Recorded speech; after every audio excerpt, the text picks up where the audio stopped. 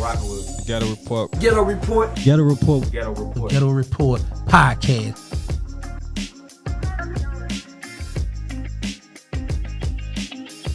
Y'all got a plaque for Tommy's theme off of the Belly soundtrack? Yeah. We gave that to the LOX. You gave the plaque to the LOX? Why? But don't y'all get more than one, or Nah, you just get one.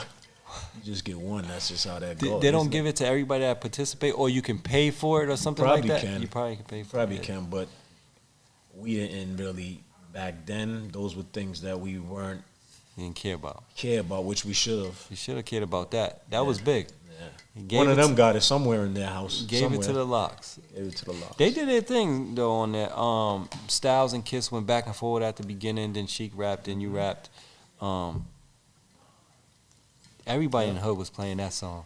That was a hot joint. That was hot. So joint. It was hard. the beat was done by Hangman 3. Okay. JB, rest his soul. Okay. Yeah. JB was like the integral part of Hangman 3. He was the one that you never saw. Really. Yeah. He was just in the crates. Yeah. Was that your first plaque? Yeah, that was yeah. Yeah. Okay. That was the first record that went gold. That's crazy. You had a solo record with Faith Evans, You Can Be My Boo. Mm-hmm. That hit the charts. Yeah, that hit the charts. That was number 15, I believe, on Billboard. Yeah. Puffy told us. Puffy heard it, and Puffy was like, yo, if y'all want to fucking blow up, push that song. Yeah. And there was some ill feelings about the song because it was my solo, but it was on our album. And when we did that Doomsday album, we all had solo songs. Yeah. And we went to Houston to live there for a while because we wanted to fuck with the producers down there. Mm-hmm. And one night, Crazy C, I think the first night we got there, Crazy C came through and he was playing a bunch of beats. He was a big producer down there and he was playing a bunch of beats. And when he played that beat, everybody was like, nah, go to the next one. You know, he's playing beats. That one's not, go to the next one, but go to the next one. But when they said go to the next one on that one, I was like, nah, bring that back again. Brought it back, and I was digging it. And I was like, I want that for my solo. And, you know, he was like, you want that for your solo? You want that for your solo? I'm like, yeah. Who said that? Ray said that. Ray said You that. sure you want that one, E? Yeah. You sure you want that? And I was like, yeah, positive. And I wrote that. And he was responsible for getting, you know, maneuvering, getting Faith and shit like, and Monica was on it first, and then Dallas Austin took her off for his whatever reasons, and then we ended up using both of their voices anyway. But so yeah, that was his involvement in terms of getting her on there. It was the biggest song on that album. Why did Dallas Austin take Monica off? I think there was some type of internal situation that went on. Yeah, between them two? Maybe an argument. I think he might have got into it with Ray, possibly, or Dave, or something. Something went on behind the scenes. Yeah. That he took her off. Maybe he felt like he didn't want her associated with us. Yeah. He didn't let her go down. The song with Faith. So Benzino, he gets her on the song for you. Yes, he sir. makes the connection. Yes, sir. And Diddy hears it where? I don't know where. I think he might have heard it at the Source office or somewhere, but he did hear it, and he definitely. This is when Diddy was the hit man. Yeah. He was like, "Yo, that's the one." And He's like, "All y'all need is one. That's the one."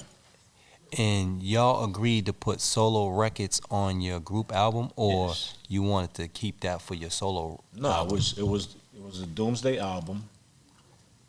Ray had a single, which was called. You'll never know. I forgot what it was. I know I wrote the hook for that. Yeah. On his solo. Tony Rome had a solo. I helped him with his hook as well. Me and Rome went to the studio and banged his out one day. This is what I was bringing. I was a heavy writer. Like no one's gonna take that from me. You're not gonna tell my story and take away my writing ability. Yeah. That's what you're not gonna do. And then I had mine, which was You Could Be My Boo. And it was agreed that we would all have a solo song on the album. And we all did. If you listen to the Doomsday album, we all had a solo song. And what was the controversy over it? Was there a problem? The controversy was I know there was some times where he was talking about he felt the song wasn't hard enough. It wasn't RSO-esque. It wasn't. It made us look soft or something because it was talking about a girl you could be my boo. And back then, telling a chick to be your boo or having a boo was big back then. Yeah. So, and niggas in jail would get out of jail like that was my favorite shit. So I'm like, the only niggas that ain't gonna like that is niggas that don't get no pussy or something. like. But there was a lot. That song was number one in Hawaii for a long time on their jamming on their number one station out there. Like we never went nowhere to perform the song because it was just he didn't feel that it was RSO. It didn't have that RSO feel, and that's the truth. Okay, but what about Booty then? Was that the RSO feel? See, niggas changed the rules to make it convenient for them, and that's the thing. That's why, man. Like I said, when niggas want to cut the check and hear my story, then we can get deep into this shit. Yeah, for sure, man. Oh, let me get back to that the video with Tommy's theme. Y'all had Melissa Ford in it? She was in it, yo. Okay. So was that like? Did y'all give Melissa Ford the jump start, man? 'Cause I think she was kind of like hot at the time. She was like that video vixen that everybody wanted in their video. Yeah. So she was in, I think she was in a few videos before that. I don't think ours was the first one. I don't think. Could have been, but I wasn't like in tune to shit like that. Yeah. So we talking about motherfuckers that rat and stuff like that. We and you mentioned 6ix9ine. I'm caught up in this fast life.